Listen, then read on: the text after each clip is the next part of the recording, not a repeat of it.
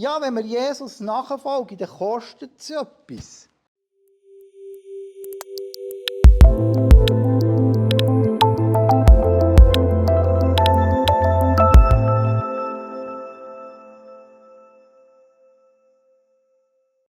Ja, das war noch ein bisschen speziell. Wir fragen ja, ob die Teens hätten eine Idee für ein Thema, für den Kampfgottesdienst. So ein bisschen mit Deko und etwas so.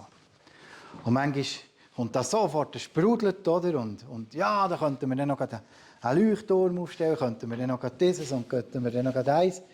Und es ist so, es sind nicht ruhige Kinder unbedingt, aber manchmal vielleicht ein bisschen scheu oder weiss auch nicht. Auf jeden Fall war es ein bisschen ruhig gewesen, oder?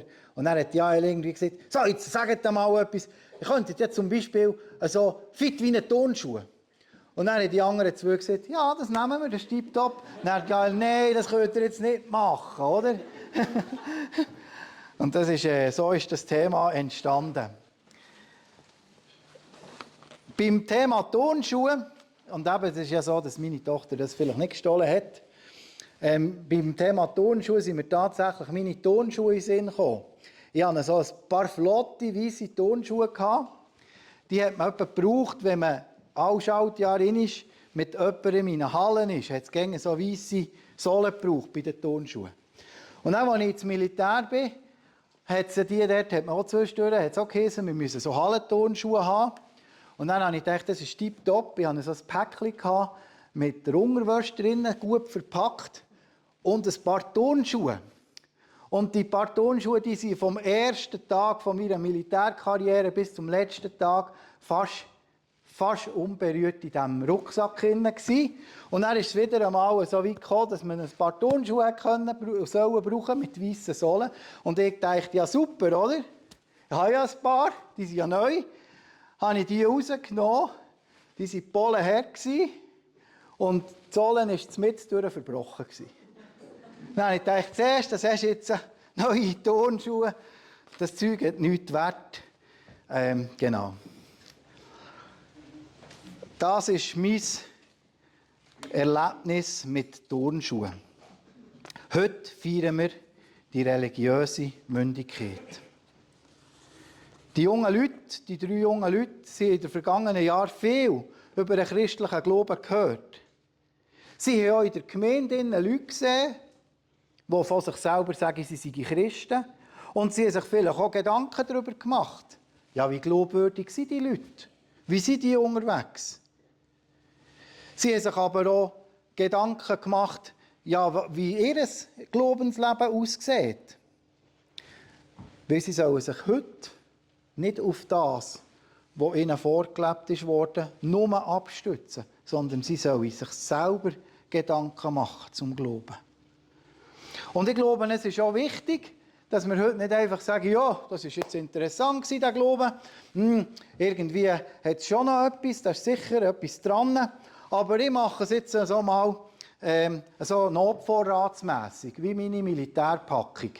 Nehme ich die Turnschuhe und tue sie an einem Ort gut in einen Rucksack versorgen. Und vielleicht, wenn sie den mal brauchen, kann sie ja dann vornehmen. Aber ihr habt gehört, was mit meinen Turnschuhen passiert ist. Und das wünsche ich euch nicht. Braucht die Turnschuhe, weil nur so bleiben sie vital und nur so bleiben sie brauchbar. Es ist genau gleich mit dem Glauben. Der Glaube, wie wir brauchen, der Glaube, wie wir anwenden. Er soll gebraucht sein. Und der Paulus, ich weiß nicht, ob der Paulus ein guter Sportler war, aber er braucht immer wieder Bilder vom Sport. Wahrscheinlich, weil es den Leuten auch bekannt war, aus der Kultur heraus.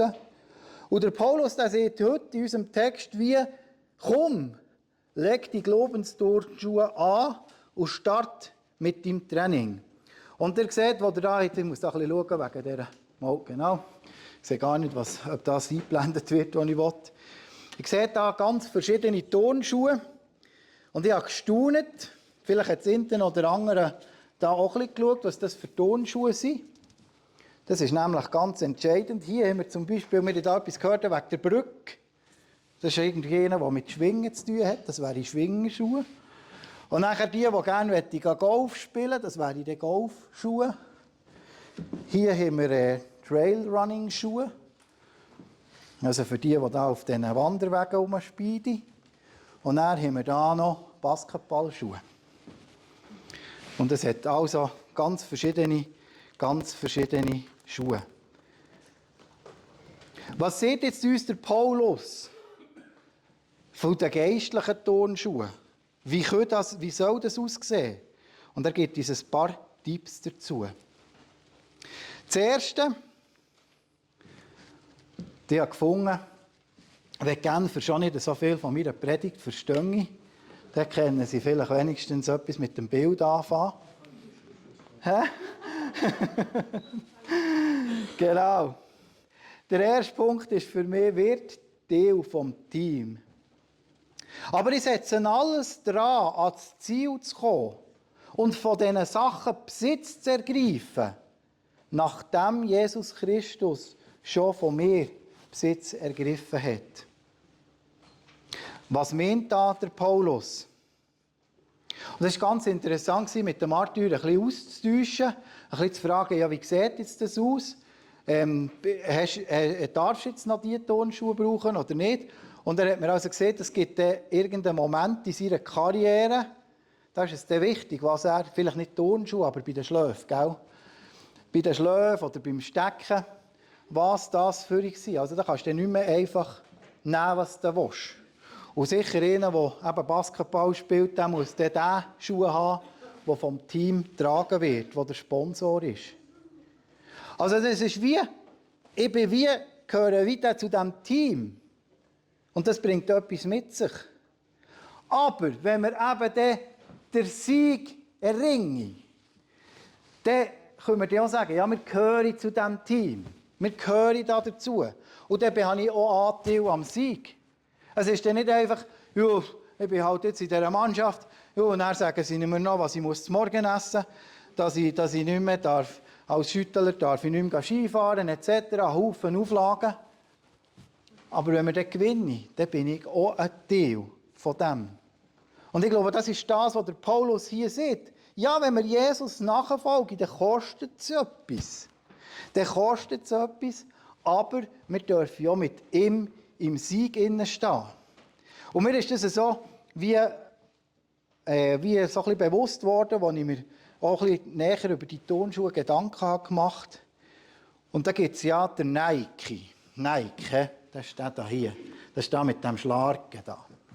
Und Nike, das ist ja die griechische Siegesgöttin. Und es ist interessant, also es ist nicht Schleichwerbung, ihr müsst nicht solche Turnschuhe kaufen im Fall. Einfach, das ist nichts, ich bin nicht zu alt, gar nicht etwa. Aber es hat mich interessant gedacht, die hat einen Marketing-Durchbruch erreicht, indem sie mit dem Michael Jordan, einem Basketballspieler, zusammenarbeiten. Das waren seine Schuhe. Es war sein Ausrüster. Und so ist der Sieg wie für den Ausrüster, also für Nike, zu einem riesen Marketing-Erfolg geworden, aber eben auch für ihn. Er hat wirklich die Schuhe gehabt, die für ihn gepasst haben. Sie waren auf ihn angepasst. Es waren seine Schuhe. Und er durfte das auch so transportieren. Wir dürfen Teil sein von diesem Team. Und es lohnt sich, auf das sich einzulassen. Wenn man dann in diesem Team unterwegs ist, dann gibt es so Momente, es gibt da ganz lustige Videos, ich kann da mal ein bisschen schauen, von Leuten, die schon aufgegeben haben zuerst. Leute, die schon aufgegeben haben. Man stellt sich vor, der Startschuss klopft und jetzt merke ich, oh, die Schuhbändel sind offen. Halt alles verloren. Keine Chance mehr, denen mache ich nie mehr nach. Das ist der grösste Fehler. Das ist absolut der grösste Fehler. Das ist, glaube ich, der Pogačar da, oder wie er heisst. Tadej Pogačar, ist richtig. Der ist umgekehrt. Und der hat das Rennen noch gewonnen. Scheinbar. Also das soll vorkommen. Der grösste Fehler ist, wenn wir bei unserem Umkehren bleiben. Und so sagt auch der Paulus, ich lasse das, was hinter mir liegt, bewusst zurück und konzentriere mich völlig auf das, was vor mir liegt. Ich glaube, das haben wir alle in unserem Leben. Haben wir so Sachen, die so ein bisschen Altlasten sind. Sachen, die uns nagen, wo wir darüber nachstudieren, wo wir vielleicht ungerecht sind behandelt worden. Vielleicht ist es auch vom Elternhaus Zeug, das uns noch anhängt. Oder Leute, die uns nicht wertgeschätzt haben. Ich glaube, das kennt jedes von uns, so Sachen. Der Paulus sagt, ich lasse das, was hinter mir liegt. Ich lasse das, lasse es zurück. Und da gibt es ganz eine einfache Methode. Wir können zu Jesus gehen, wir können das mit Jesus besprechen und dann können wir es bei ihm abgeben und dort lassen, dass wir weitergehen können. Weil, ich habe euch vorhin das Beispiel mit den offenen Schuhbändeln erläutert. Es wäre ein Fehler, einfach zu sagen, ja gut, jetzt sind die Schuhbändel offen, oder? Das sehen wir manchmal auch, so bei Teenagern, oder? Dann laufen sie, da hast du im Fall die Schuhbändel offen. Ja, weißt, das ist gleich. Jetzt keine Zeit für das Binden. Über kurz oder lang wird er umfallen, weil er über seine Schuhbändel stockelt. Es ist wichtig, dass wir das anschauen. Anschauen, mit Jesus besprechen, Vergebung bekommen und hinter uns lassen und weitergehen. Und nachher gibt es noch ein drittes Phänomen, das manchmal vorkommt. Das ist mir vorhin, habe ich vorhin fast schon vorgegriffen. Das gibt eben auch YouTube-Filme von denen. Von Leuten, die zu früh gejubelt haben. Hey, da gibt es x Filme, oder? 2 Meter vor der Linie macht er so und dann schwupp, der andere nebendurch. Und er ist zweit geworden. Er hat zu früh gejubelt. Also, jubeln tun wir erst nach der Ziellinie. Oh, also, 20 ab 8 Gesicht aufsetzen, möglichst griesgrämig durchs Leben gehen, alles top seriös nehmen. Ja, das hat etwas, aber ich glaube, das ist nicht der Weg. Wir dürfen uns freuen. Aber dass wir uns auf das Ziel fokussieren. Ich habe vor Jahren einen Mann gelernt, der hat gesagt, ja, er sei viel in den Restaurants und so, und da sei die Helfer gäng wieder gekommen. Und die haben da gesungen. Und er hat aufgrund von dem sein Leben umgekrempelt. Er ist frei geworden vom Alkohol und er hat mit dem Jesus etwas angefangen. Und dann habe ich gesagt, ja, und denn heute? Was ist denn heute? Ja, weißt du, das war dann gut. Das hat mir dann geholfen. Das hat mich dann rausgeholt aus dieser Situation. Der Glaube soll uns bis am Schluss begleiten. Bis am Schluss.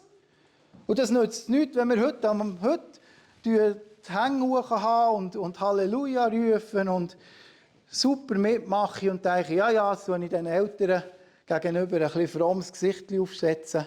Das bringt es nicht. Es ist für nichts. Es muss echt sein und es muss bis am Schluss herhaben. Wir müssen dranbleiben. Wir dürfen dranbleiben. Und das heisst eben nicht ein Muttrümmel-Christ sein, sondern das heisst eben mit Freude dranbleiben.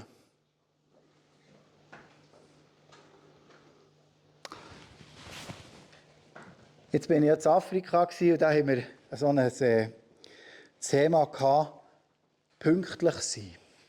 Pünktlich sein. Also zum richtigen Zeit am richtigen Ort sein. Am richtigen Zeit im Ziel ankommen. Und dann haben sie erzählt, sie haben Studenten die Aufgabe gegeben, über einen barmherzigen Samariter zu predigen. Und der eine Hälfte der Studenten, denen haben sie gesehen, wo sie kamen, auf den Campus, dort, wo sie die Ausbildung hatten und dann auch die Predigt haben sollen, haben sie gesagt, oh, die sind schon bald ein bisschen spät. Die sollten sofort, jetzt müsst ihr halt springen. Und auf dem Weg von dort bis zu dem Ort, wo sie dann die Predigt hätte sollen haben, jemand, der offensichtlich Hilfe hat gebraucht.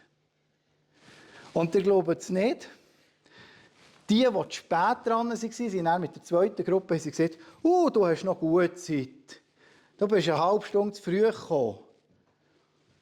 Und die zu spät dran waren, die sind nebendurch gezweifelt und gesagt, keine Zeit, ich muss jetzt gerade die Predigt haben vom barmherzigen Samariter.